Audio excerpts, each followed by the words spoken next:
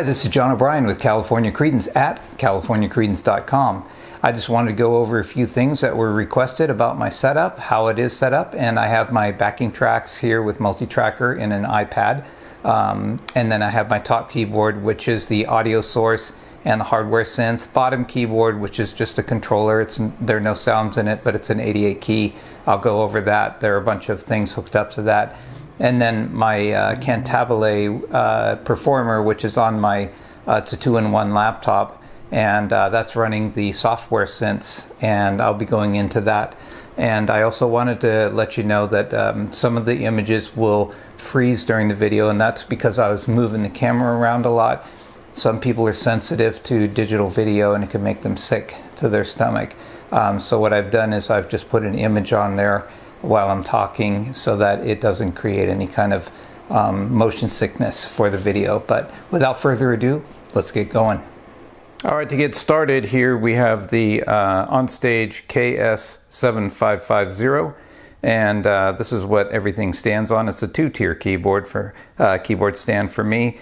And then I put these little indicators on here so that you can see where things should be tightened, where they should go. That's just streamlined setup when you're getting going. This piece of wood in the middle is something that I added on, and that's just to give me a little bit of a ledge to put additional stuff on. So let's move on to the next thing.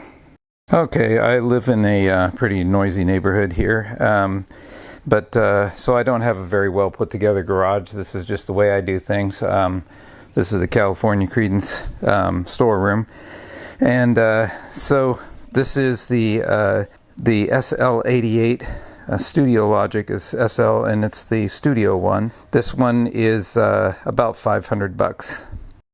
All right, so the SKB case that I have this SL-88 in is pretty big.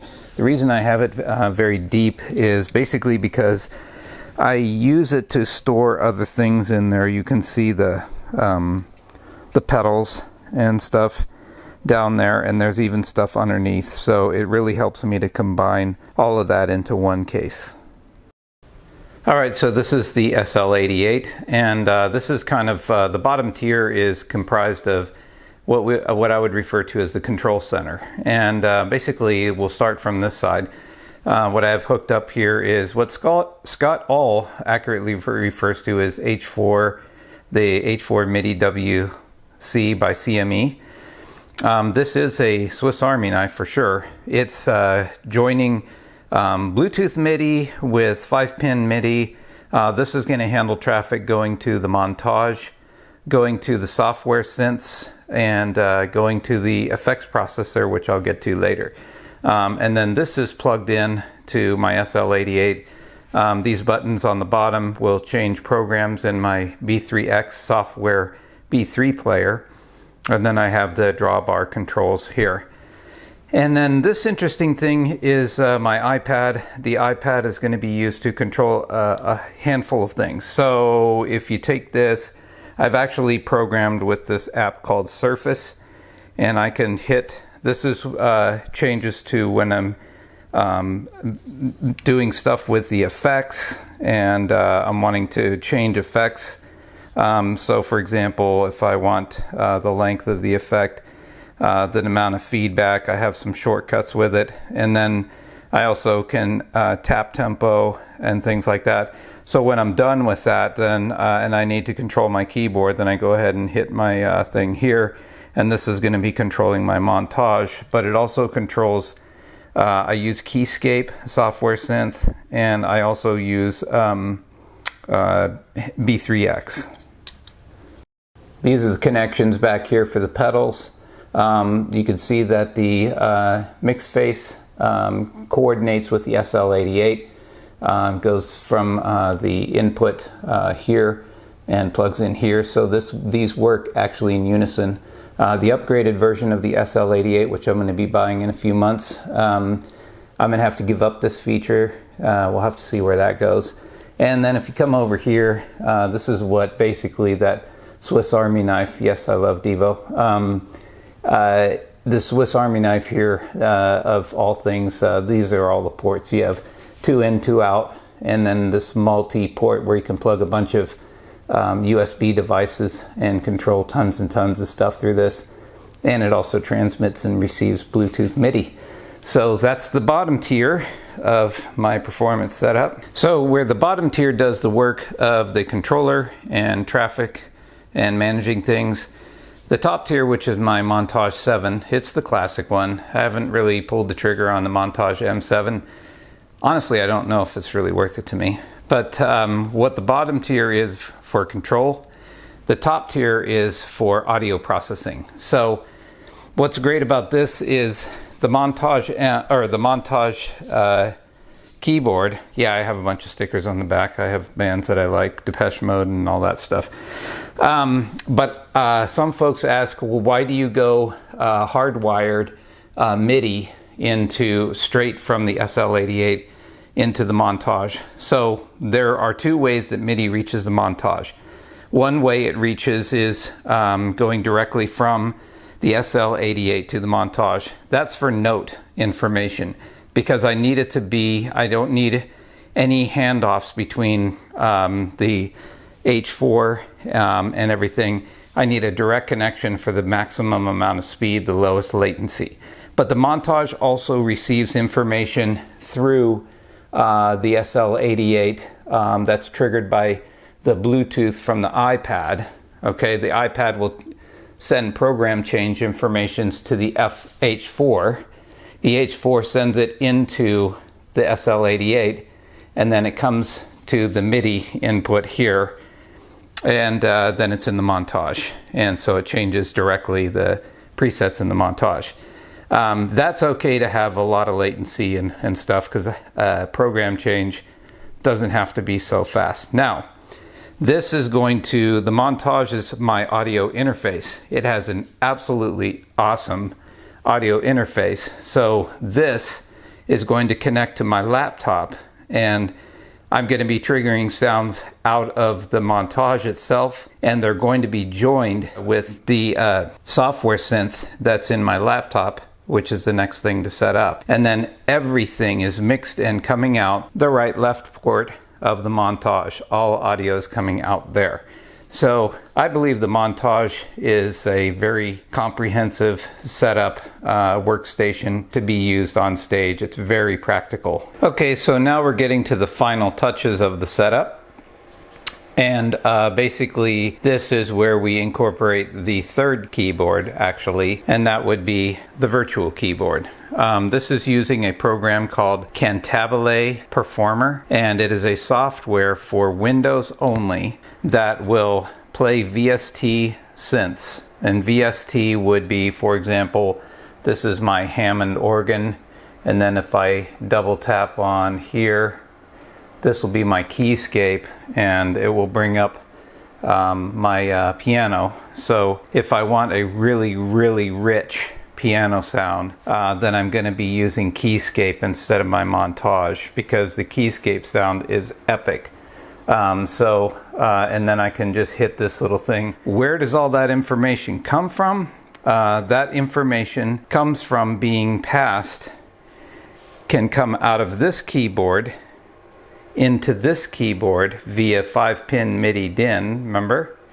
And then I have this set up, the Montage, to transmit and receive audio MIDI in and out of Cantabile. So I can use either my top keyboard, the Montage, to trigger organ sounds, and then I can adjust the drawbars down here, and then I can have the piano sounds down here, so I can be using both registers in the middle of a song. What's really cool is that the Montage also is a controller, and so I use the Montage to also control some aspects. Oops, excuse me. I use the Montage to control some aspects of my organ settings. So these controllers right here will be used. This is overall volume of my laptop. This is the volume of the Hammond B3 sound overall. This is the gain, the drive, the distortion that you can add to it. And then this is the overall Leslie volume. And then these two over here have to do with settings of the volume This is for Keyscape 1 and then Keyscape 2 because I have two Keyscape setups inside. One, rather than Keyscape takes a long time to load, so the way I have it is on one setup in Cantabile is the piano sound. If I'm wanting a Rhodes sound, instead of choosing a different patch and waiting for that to load because Keyscape is very, very resource hungry, then I just already have set up a version of Keyscape here, and that's got my Fender Rhodes. So that's why I can switch between those using my Montage.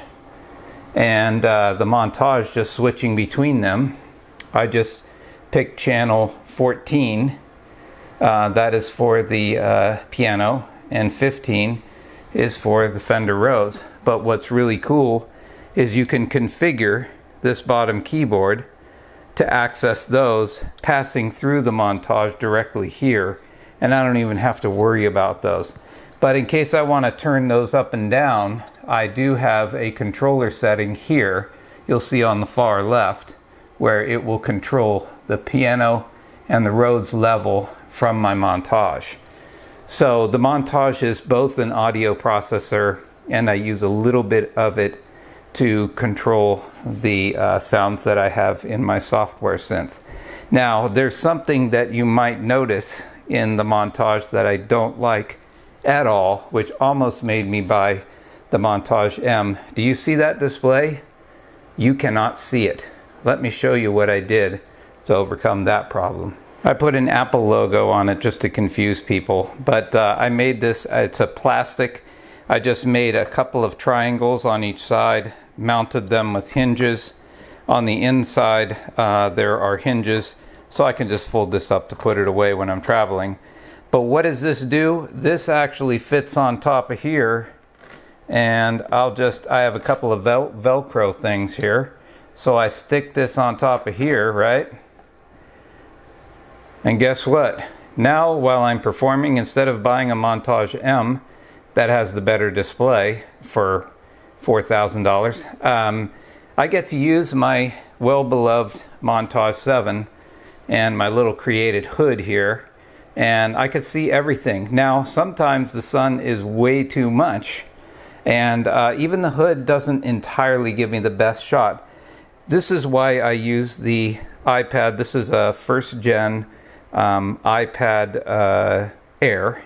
It's an oldie, but using Surface. It's an app where I create my own surface, and then this is going to give me the ability to change programs via the iPad so that I don't have to access programs from this actual display. In fact, I can do much of my work from the iPad via MIDI. The iPad is transmitting Bluetooth to the H4. The H4 is transmitting direct MIDI 5-pin into the input of the Montage, out of the USB Montage into the laptop. Sounds complicated, but it really isn't. Okay? So, and one of the things that you do to be able to get this thing to work is I have to take the laptop or the iPad, and I have to get it to see this H4. So all I do is I go ahead and here I hit this, I go into settings, and then I'm going to go to Bluetooth MIDI setup, and I will see that my thing is not connected. If you can see that, I just hit this, and oops, lens cap got in the way. Now it's connected. So now what happens is I'm going to go ahead and I'm going to use this to change the patches on my Montage. Okay, and this is going to be going through the H4 now via Bluetooth and into this. Okay, so I'm going to try to do this reaching from a distance. If you notice the display on the top, say for example we're in the patch Call Me, I don't know if you can see that. We can try to focus on that, but I don't know that that's going to work. Yeah, I guess you can see that. Alright, so what you're going to see is that would be that patch here that says Call Me. I'm going to go ahead and press it again. Okay, so it says call me on here, and so let's say I want to switch from that patch to my basic patch that has the organ, piano, and everything. Then down here, rather than having to look at the display on the Montage, I can go ahead and I can hit this down here, and then what you will see is it's starting to work its magic, and there we go. So this is actually going to be, if it's a super sunny day, I cannot see the display here, I need to make patch changes, then that's what I would do is, I'd hit this here and it changes there. So these, basically I have programmed to access these programs here. So that's the use for that. The secondary use for this iPad is basically to control an effects module that we apply to the vocals. And I wanted to give you kind of a window as to what's going on in the rack. So this is a great setup. It's wonderful to have a wireless or digital mixer. I would advise you to use a router instead of the onboard Wi-Fi. The router is generally faster, longer range, and more reliable. And if you use a router with the wireless mixer or digital mixer, make sure you bring a backup router that's configured exactly like the working router. So basically on top of here is the effects. So you'll notice that we have number 58 as the effects. Well, if I come up to here and we are on a song, for example, that let's say, let me go in here, and we want it to be a setting for, say, Faithfully or any kind of a song here, then what I'm going to do is Don't Stop Believin', and then Born on the Bayou is kind of its own thing. And I hit Faithfully, and I want it to be a certain way, then you'll notice that that effect changes. Okay, so if I want it to be on Don't Stop Believin', then I would go don't. Oops, there we go. And then you'll notice it's on a different setting. So if you're wanting to watch it from this perspective, then it would be like this. I'm changing presets. You can see them change. And then I'll be applying effects changes. There's a little MIDI thing that flashes. You might be able to see it to the bottom right of the 56. And that's basically because I'm changing the feedback and or the level of, of that item. So patch number, level. Now let's say I want to go back to my Montage, no problem. I hit that and I'm back to my Montage presets, do what I have to do. Song is on its way. I hit this, then we need the delay to tap in time because I use stereo everything. And I like to use a ping pong delay, so I match that with the click that's going in my ear. But wait, there's one more thing to the setup. You have the two keyboards, you have the laptop, and then you have all the control center down here. And you have the effects that I'm controlling from my keyboard, but there's still one more thing. Last but not least in my setup is the iPad. Now, I have the Magic Keyboard with the charging port on the side. You can see my dog there, Lily. She loves loud music and stuff like that. Isn't she wonderful? Okay, anyway, enough of that. So that's to make sure to keep a charge on your or on your iPad so that it doesn't run out. And you get the Magic Keyboard for the iPad Pro so that you can have an extra port that's going to be running the multi-tracker and the multi-tracks through our audio interface. It's just below the lit up microphones. Okay, so you have the effects, you have all of these things rolling, and then you have this for controlling the backing tracks. So that's kind of the last of it. So this is basically what it is. The bottom keyboard, major control center. You have the top keyboard, audio and control center as well. Some leftover controls for the really, really dynamic sounds you have. By the way, I like to have both the digital and an analog clock, because the analog clock, sometimes I don't have time to sit there and look at numbers. I literally prefer an analog clock to look at. It's more of a quick access. And then you have the iPad and all of that going through the H4, communicating with the effects, which is wonderful. And then I'm launching tracks here. And basically I'm also, if I notice that a track doesn't sound good in this particular venue, the cowbell's too loud or whatever, no problem. I can just adjust my levels here, and then I can launch my tracks here. I don't like the big display because I need more control over the mixing. But when you have an iPad Pro with the multitasking thing, I also control the mix for the band, and I have all the presets for the band. This is where I control the levels of the effects. And this is really handy because now what I can do is I can isolate, I need to control the software. So there we are with that. And vocals, I control the vocals and the effects, and then the whole band here, I can kind of look at that. And so then the song is playing while multi-tracker's in the background. And in the middle of the song, I can go here. I haven't launched the song, but I'm already on the next song here. And then I can be over here in the middle of the song, and then I can come back here. See like how that works?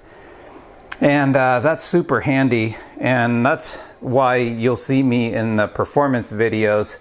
I'm basically looking like this. You'll see me performing. I'll look over here, and I'll look over here, and I'll look over here. And then I'll be looking down here to make sure that the effect is on the right thing. It interferes with my ability to contact the audience and really engage them, but our drummer and singer do that really well. But essentially, that's kind of command center. So the big question would be, how much does all this cost? It's a lot. The laptop here, the Intel Core Ultra 2-in-1 HP with 16 gigs of RAM and 1 terabyte SSD. I actually got a deal on that at just at Best Buy. I went there at the right time, and it was $493. So, but this bottom keyboard's $500. You can pick up. I'd get a used iPad to run Surface Pro or Surface. Excuse me, Surface. It's an app. That could be like $100. This Mixface is $200. That's kind of a luxury. This is $59 for the H4. iPad Pro, I would recommend that you go to Best Buy and go to the used ones. Wait till you get to the end of a generation. Get a one that has been open box, and then you'll get money off for it being open box and being one generation behind. This is just the M1 processor.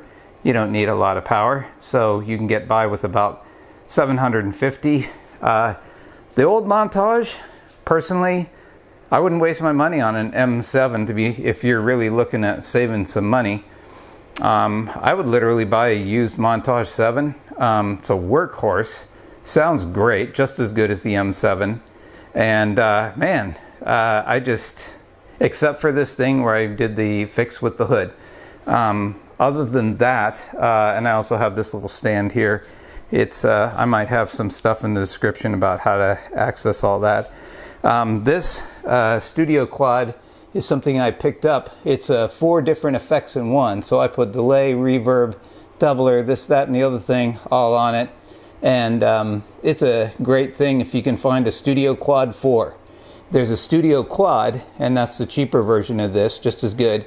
Studio Quad 4 runs 4 different effects simultaneously, and super powerful. It's from the 90s. I use it like crazy. Anyway, that's everything. A couple of other questions are, wow, John, that's a lot of connections and complexity and all this kind of stuff like that. Surely you have technical problems during a performance. No, not really. I don't have a Apple Macintosh. My PC, I've been using this since 2014. This paradigm of using Cantabile. So far, no crashes. 2014, hundreds and hundreds of performances. And I'm not going to knock on wood, because if it does have a crash, I have a backup anyway. Same thing with the iPad. How often does this crash? Never. But I have a backup iPad as well that I've gotten. And in this kind of a paradigm here, there's a lot going on in this. Technical glitches, very seldom, if ever. And it's just, if you set it up logically from the gate, and you get used to using your product, you'll notice that it takes about 20 to 25 minutes to set all this up. And you'll be familiar with things that may go wrong, and you'll be able to correct them quite quickly during sound check and things like that. So yeah, as far as technical problems, how often does it happen? Not very often, if ever. You know, there is one little buddy that I forgot to mention, and it's this little power thing that I have locked on here. That's got the power of my keyboard and my laptop, and also it has some USB charging situations down here. It's actually charging my USB stuff, and it just clicks right here to my keyboard, and it's super cool. Just clicks to the keyboard stand. All right, take care.